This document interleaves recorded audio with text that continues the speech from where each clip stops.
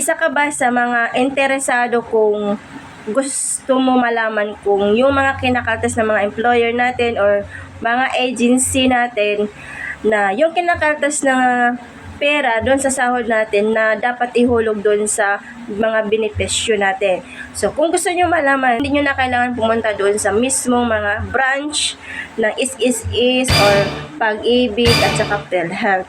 So, ngayon, for today's video, isi-share ko sa inyo kung paano nalaman or nakikita yung mga hinuhulog nila sa benefits ko, kung tama ba yung hulog nila or insakto ba or buwan-buwan ba sila naghulog. So, ngayon, isang apps lang to mga kalodi.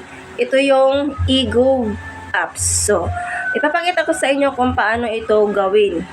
So, sundan nyo lang tong video hanggang dulo para malaman nyo, para matuto din kayo kung paano.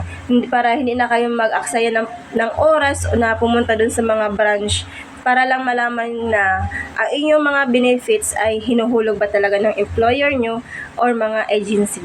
So tara, samahan nyo ako at tapusin nyo ang video na to.